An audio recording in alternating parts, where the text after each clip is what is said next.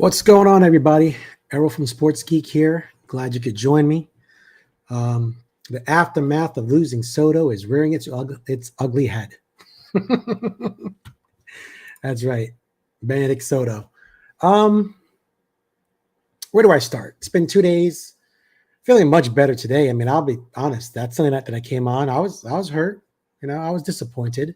I wanted him to be a Yankee. Wanted to see him and he and Aaron Judge in the lineup for a very long time. It's just that back-to-back threat, man, that hasn't been seen in a long time. And the Yankees have had that a couple times in history. So, to see that now in my current time to where I could physically look at that, I saw a glimpse of it for 1 year. And now it's gone. It's kind of weird. It's kind of just weird. But I've seen so many articles, so many stories, so many reports that he left because the Yankee security guard treated his family badly. And his mom had a soft spot for Cohen because he promised them a suite worth, $500,000 that they'll never have to worry about security again. The Yankees could have done that too, right? They could have offered them that. But I'm just saying the bottom line, guys, is, in my opinion, Juan Soto left for the highest paid payday. He left for the biggest bag of money. Straight and simple. There's no arguing that. Right? If the Colorado Rockies came in out of nowhere and threw, $850 million down on the table for Juan Soto, he would have been a Colorado Rocky. Straight up. I don't care. I think, like I said, what is disappointing, I feel for the Yankee fans. I feel for all the love that was shown to him by the fans, how masterfully he played up to it. Listen, if I'm traded to a team and I have 1 year there before I'm a free agent, and I know I'm going to free agency because I've worked my ass off, paid all the dues. It's not like he's poor. He's been paid handsomely during his arbitration years, right? But there's some sort of anger there. I'm not sure what it is, but there's some sort of anger behind him there, or maybe it's just confidence. I don't know what it is, but it seems like if that were me, I would have simply just said, hey, I like it here, but who knows what's going to happen at the end of the year. I'm a free agent. Would I like to play here? Yes. Are the fans great? Yes. But I don't know what's going to happen. A lot of things could happen and, whatever. But I mean, it's always talk to Scott, do this, do that. Fans are great. Greatest fan. I'm sick of hearing it, man. I'm sick of hearing it. Just be real with the fans. We would have been like, oh, well, he might not be back. He's saying he doesn't know. That's a different approach. But it was played masterfully. Scott coached his guy well. Know what to say, just like how we coached him what to say after the World Series. We're open for business. We're a 24-hour shop now. We're Soto and Boris 7 days a week, 24/7, the whole nine. We're good. And he knew what to say during the year. So I just think that's the hurt that the Yankee fans are feeling. And it's real. It's real because if you think about it, the dude left to go to the Mets, which is not a knock on the Mets, but according to these reports, the Yankees had it all wrapped up. Steve Cohen stepped in, came back with 65 over 15, $75 million signing bonus, opted out after 5 years, no deferrals. According to reports that I've read, the Yankees were at 760 over 16, a $60 million signing bonus, and no deferrals. So it's a similar amount of money, but I think, now I'm thinking about this, I'm talking to you guys live. What Hal should have done, since Cohen wasn't going to be outbid, right? What Hal should have done was like, yeah, we'll do 780. And let's see if Cohen would have came back. right? Because he wasn't going to be beaten, right? Let him come back at 800. Just drive the price up on him. Just drive the price up on him. That's what I would have done, because that's what Cohen did to us. This thing, according to reports, this was wrapped up. The Yankees had it in the bag, and Cohen came at the last and goes, "Here it is, 765 over 15, 75 million signing bonus, and no deferrals, whatever. And there's accelerators in there that can bring it up to 800 million. So I guess maybe if he's MVP or he plays a certain amount of games, and he can opt out after 5 years, but that opt out can be canceled as long as the Mets add $5 million a year to remaining years of his contract. So it brings it like 55 million, whatever the hell it is. So, at that point, Hal's like, "Nah, I'm done playing this game," because basically Boris just kept going back and forth. Well, the Yankees came in at this. What are you going to do? Well, the Mets are at this. What are you going to do? One report had it that Hal was like, no, they didn't want to go above like a 46, like 7 AAV, which still would have beat Shohei's by like $100,000 or something crazy like that. But because Hal was explaining to Boris that no, we have to basically do other things that we need, and we need to create the AAV low. And Boris's response was, Juan's going to laugh at that AAV. At that point, I'm like, dude, forget this. You guys are playing games. But like I said, congrats to the Mets. You guys pull it off. He still has to perform. So good luck with that. And he's going to be a DH majority of his years. Now, we didn't care because Aaron Judge is getting older. There would have been things that we could have worked out. But whatever. So to me, guys, I think he just went for the bag of money, plain and simple. It wasn't all these stories you hear going out there. If the Rays called in at the last minute and said, "Hey, Scott, we're going to give him $900 million over 15 or 16 or 17 years," he would have went there. It's that simple, right? So enough with Benedict Soto. Yankees have decisions. What are they going to do? So here's what I got. I'm going to try and share this with you. I put together a new lineup, if you want to call it that.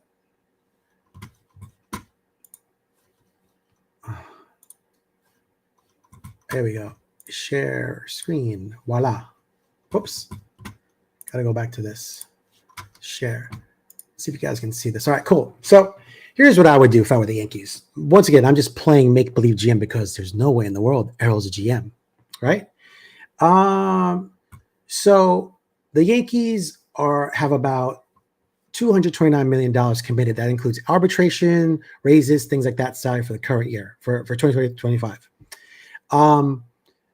That leaves $71 million available to get to 300. So I'm just playing with $300 million because Hal does not want to go over the threshold, because according to him, reports, they're already at the 100% luxury tax mark. They're being taxed 100% on every dollar, which is why he wanted to keep Juan's AAV down.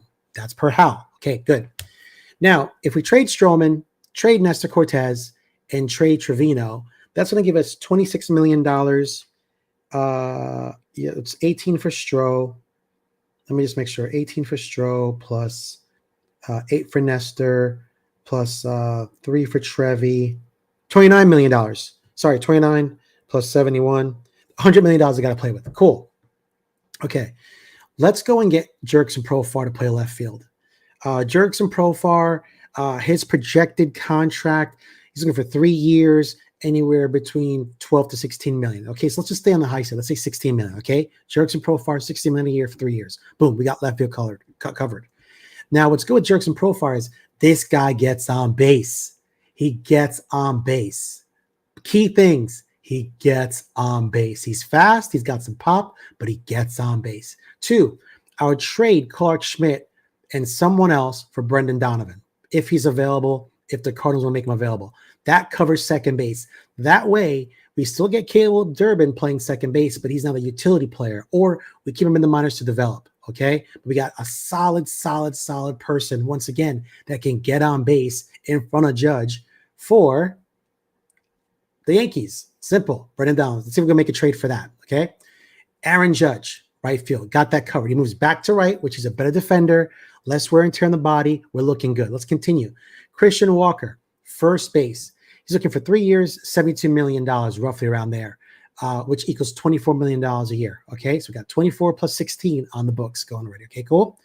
Austin Wells going to come in and bat after Christian Walker. Good, we already have him there. Giancarlo Stanton's DH. Jazz Chisholm, third base. Keep him there.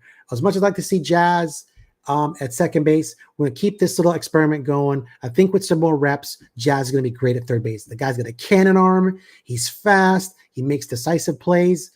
Cuts in front of Anthony Volpe too much, but with more repetition at third base, and he's going to be good there, especially with his arm, okay? 2, Jason Dominguez. Put him back in center field. Not left field, back in center field where he's used to playing. I think you're going to see from what the reports we're getting, he's really working his tail off in the outfield over the winter. So he's not taking this lightly. He wants to perform. Kid wants to be a Yankee. This guy, he's got some talent. You just got to give him time to play. Back in center field where he belongs. And last but not least, Anthony Volpe shined in the 9-hole spot in 2024. When they had him in the 9-hole spot, first start of the season, he was kicking ass and taking names. Put him back there. He can relax. Not to mention Anthony Volpe's fast, and he can get what? Guess what? Get on base for Profar, Donovan, and then Judge. That's a grand slam, guys. Come on, right? 2, let's get Max Fried. Why? Max Fried allows us to trade from our pitching depth, a la Max Stroman, a la Clark Schmidt. I would not trade Luis Gil unless he wants to go in a Vladimir Guerrero trade for Toronto. That's the way I'm moving the guy, okay? Get Max Fried. He's going for 6 years, $174 million. So call it $29 million a year. Last but not least, we need another closer besides Dreamweaver. Let's get Jeff Hoffman from the Phillies. Looking for 4 years, $44 million, $11 million a year. So with that said, let's see what we've done so far. Let's check it out, guys. $11 million for Jeff Hoffy. 29 for Fried. 24 for Walker. And what did I say? 16 for Jerkson. We're at $80 million, guys. We still got $20 million left. $80 million, $20 million left. Okay. What do we do with that? I don't fucking know. But it's money we can play with. Since we trade Trevi, well, no, we got plenty of cash in depth in the minors. Call one of them up to back up Austin Wells. Why even pay for a catcher? Fuck that. Fuck that. No way. But you can now get some bullpen pieces. Do you want to get some more? Or do you even need money for that? The Yankees breed bullpen guys. They got guys coming up. Maybe bring back Tim Hill on a lower. I don't know. Figure it out. But I'd even talk about getting rid of DJ LeMahieu. Eat half his contract, $7.5 million, and you get $7.5 million. Now you got $27.5 million to play with. Come on, Cashman. I shouldn't be doing your job. I shouldn't be doing your job. And like it says right here, how am I getting this extra money to add to the 71 available? It's real easy. Yikes. Real easy. Trade Stroman, Trevino, Nestor. Boom. Just those 3 people. And you still got Clark Schmidt available. You still got Cody Poteet. You still have Cody Poteet in the minors. You still have JT Brubaker in the minors if you need extra starters. You still have Clayton Beater in the minors for extra starters. They can do this. And you don't have to go crazy. And next year, it's $80 million off the books. 80 mil off the books. Come on, people. Say it with me. Say it with me. Jerks and Profar, Brendan Donovan, or if not Brendan Donovan, pick up Nico Horner from the Cubs. Pick up Nico Horner for Clark Schmidt. One-on-one trade. Let's do it. Boom. Boom. Right? So that's my resolution to fix the Yankees, and they're better than they were last year. Guys, the American League's wide open. There's not many teams doing shit right now. The prices are expensive for people. I mean, it's expensive. It's crazy out there. This can't keep going. Not to mention, I saw people saying, oh, but the salaries of baseball players keep going up. And what's it going to be like next year for Vladimir Guerrero? I'm sorry. Juan Soto, he's a talented. I might dislike Juan Soto as a human being right now, but I love the dude as a player, as a baseball player. He kicks ass. I have nothing wrong with Juan Soto, the baseball player. As a human being, I got a problem right now, but that's because I like him so much. I wish he was a Yankee. So I'm going to be angst a little bit, but I'll get over it. I'll get over it. But for the most part, I think that when you have a generation player like Juan Soto, he can call for that kind of money. Who else is available after that? If you look down who's available in MLB, not taking away from any of these guys, they're all talented human beings. But there's not another $700 million guy. There isn't. There isn't. Vladdy Guerrero next year, he's very talented. He'll probably get 300, maybe 350, maybe 400 tops. He's not going to get $700 million. Oh, last but not least, oh my God, I forgot. The Astros said Kyle Tucker's available. Listen, if we could swing a trade for Kyle Tucker, I don't know what that's. I don't think the Astros would trade with us. And then what would that cost? Would that involve Luis Gil? Would that involve Jason Dominguez? I don't think so. Because then Tucker can play left field. Jason's back in center. Judge is in right. So I don't, what would it take to get that guy? I'd trade, listen, take Roderick Arias, Spencer Jones, maybe Clark Schmidt, and somebody else. I give you 4 for 1. I don't know. I'd figure out how to make that happen, but I wouldn't move Dominguez. That's the one person I would move. Everybody else is on the board. To get Kyle Tucker to play outfield, dude, and he's a lefty bat, dude. Now the Yankees are real. Listen to me. I'll put this lineup, or if we get Kyle Tucker in this lineup, I'll put that against the Dodgers lineup any day. And now we got World Series rematch number 2 easily, if everybody stays healthy. There's no injuries. And Max Fried, a certified awesome ace lefty. Should I try and move freaking Carlos Rodon's contract and go get Burns too? If you want to get real nasty, sorry, Carlos, love you, guy. We're going a different direction. I'd eat $5 million his contract to move him to go pick up Corbin Burns and pay Corbin Burns the extra $10 million. I'd play it that way. Seriously. Now you got Burns, Cole, Fried. Shit, go get Walker Buehler as well. If you can get him for $5 million a year, get him too. Burns, Fried, Cole, Buehler, Heel. Name a better starting 5. Almost every one of those guys are aces. Give me a break. There's your team. So with that said, I think the Yankees have plenty of options. They just have to be smart about it. They need to think about what they want to do and make moves methodically with purpose. If they can sign Max Fried to get him on board now, stop dicking around. It's now Tuesday. He should be off the board by tomorrow. Quit playing games.